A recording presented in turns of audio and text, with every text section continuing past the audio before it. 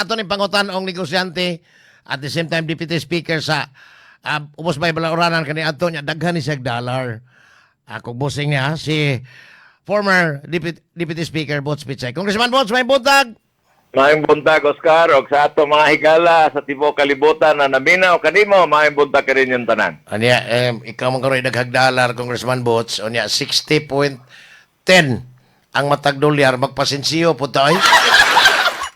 Ibalo ka, Oka. Ang daghang dollar, kanang mga involved sa flood control. Naloko na. Wa man ta ma-involved. So, why in tao na itong dollar? Limpyo.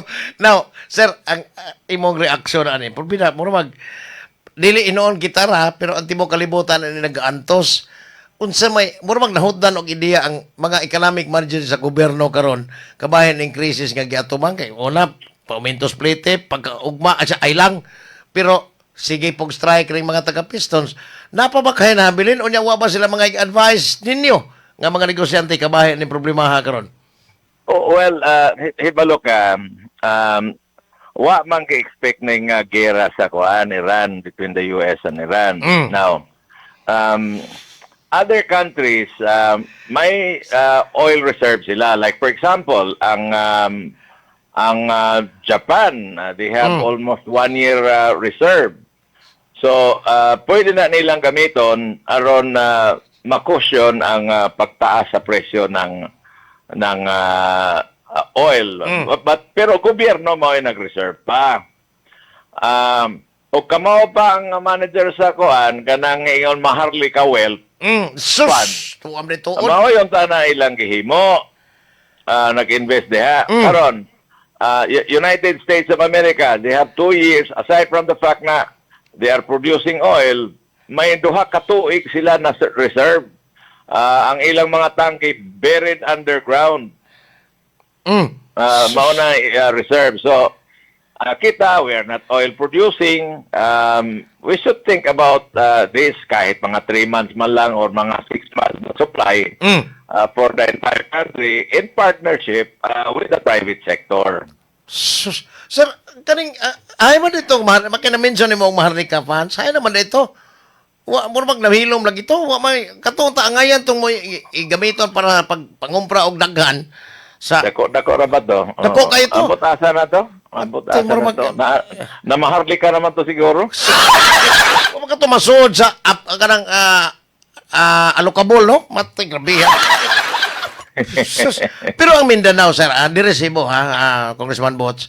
Ang diri Cebu, problema kayo kay una, mahal kayo ng bugas tungod kay nagnihit po ang delivery. Matod pas mga negosyante aring carbon, nagnihit ang delivery tungod kay ang sa Mindanao area, ang dito sa inyo, daghan kayong humay pero mas daghan na po kunong nananaw og mais para feeds. Oni ikaduha, ang imported mo ay barato, ang local rice kagikas inyo mahal og including gikas diha sa Luzon. Di maka posible sa inyo ha manago po ang mga negosyante dito og basta mga mananumay inaning sitwasyon karon nga basig wa nay mapalit dito sa gawas nasod kay kami dire dependent kayo in town sa mga importation. Well, depende kana sa management ng Department of Agriculture. Okay? If you compare other countries like India, ang India man god very subsidized ang farmers. Ang India, they have their own factory as far as fertilizer is concerned. So, ang palit nila sa fertilizer dito, mga urea, 5 pesos a kilo lang. Kita diri 35. Sus. Namaw ka na even if they're only producing 5 tons per hectare, and yet they are the biggest exporter of rice in the world. Naapay usa ka problema, Oscar, no? Kanang chemical fertilizer is based on petroleum. So karon, nagnihit ang fertilizer diri sa Pilipinas nga naman kay ang China they have stopped exporting. Tinuod gyud. Kay kulang para sa ila. They have stopped exporting kay wa na may ilang supply ng petroleum. So, since it is petroleum based, mutaas gyud kay nitaas nga na ang atong gasolina, mutaas ang presyo sa fertilizer. Modoble ka na kay ang presyo sa diesel sa una was only around 58, karon 112. Mm. So, ang fertilizer, sab, mo doble ang presyo. Sir, ang diha sa Litos Mindanao, ang imong double harvest nga fertilizer, ang ingredient ani, mga ingredients ani, local na ba or imported po? Imported, sad, Agoy. imported. But, Organic may problema fertilizer but kay- imported ang iyahang ingredient. minerals man god ang akong gigamit. Like, Oh. for example, naatay calcium, magnesium, which is actually naa sa Cebu kanang dolomite. Mm. Pero ang Cebu mango, di man kung super fine ang ilang kuan, Anapog. powder, ang ilang powder. Ang ako kipalit, mahapit na kiingon sa nano size. Mm. Ang iyang kuang gyud, ang iyang fineness is 2,000 mesh. Mm. So mas pino pa kana kaysa baby powder. Biyano? Kabiya So kang pinog yun. I import it niya, ang rock phosphate ko gikan sa kuan, gikan sa Egypt. Pero naman ta diri unta Congressman Bots. Anang postpaid Na ka? rock phosphate dire pero dili lagi reliable ang quality. Mm. So you have to maintain the quality. Kinahanglan nindot gyud niya, kinahanglan pino sa gyud. Ang rock phosphate nato dire i-deliver sa imo bato. Ani Dili bitaw kong tinaw powder. kay naman ni gani minahan sa mua dito sa Marili kani adto Congressman Bots but ingno na to og gikas Egypt ang imuhang kanana ang phosphate. Usahan pagtabo ka na ron? Di ba ka mahutdan po Wa may pabrika? problema, wa may problema ang Red Sea. Wa may problema ang Suez Canal. Ang problema Hormuz man lang. So, kaning Ang tanan, nag-uminto sad, unsa man napauminto po mo tanan diri ha, uminto na. Gikas bugas nga tos ang tungod ani pictus crudo.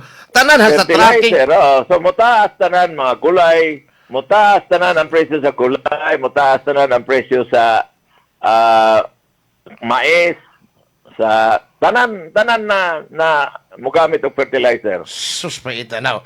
Congressman Bots, ang mga economic managers ni Presidente Marcos karon murag nagkabuang na. Una, paumintos plete, o niya hatag og ayoda at the same time. Pero ang probinsya, wa pa. Antod karon wa pa niabot dire. Pero mahal na kayo ang crudo gasolina. In fact, dunay mga kuha gani, wala mo biyahe. Dili man na economic manager. Mm. Kanang mo ingon mga umento niya, kanang mo ingon na Atras. tangon tang excise tax. All these things, tangon ng travel tax, all these things will redound to lower revenue. Mm, yes, correct. So, pag mo hayop ang imong revenue, kay naapay mga ayuda, tanggalin natin yung travel tax, tapos subsidy. Mm. At the end of the day, wa na revenue ang atong gobyerno. So, wa na kwarta ang kaban ng bayan. Kamaton pa. Oh. Kung magsugod og ani karon ha ingon sa Department of Finance nga kung mawa ning excise tax nga 6 pesos ang crudo, G's ang gasolina until December daw mawad-an og 136 billion ang gobyerno. That's Na why- po'y panawagan sa mga militante nga ngano excise tax naman di man apilon ang kaduha man excise tax og VAT, value added tax. Unsay mahitabo?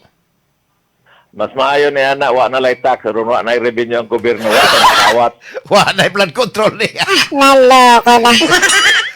Wa na makawat. You know, I'm not in favor of removing the excise tax. Mm. Kay mao man ay lifeblood sa atong gobyerno. Without revenue, sa may atong income, di wa. Sus paitas Pilipinas. Now, doon na ba mo ang Mindanao pabor kay na ay mga pagkaon ditong ma-produce. Ang Luzon pabor, ang ubang part sa Visayas medyo pabor-pabor kay di naman gani sila maligay. In fact, kagapon si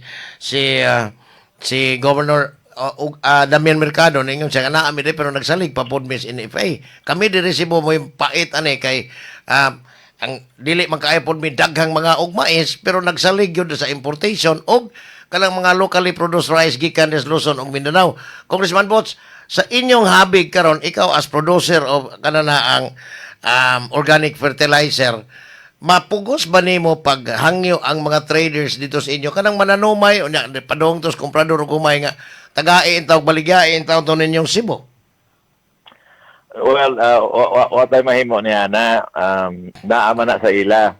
Mm. Pero ang importante, ang double harvest, gimaintain yun niyang iyang presyo.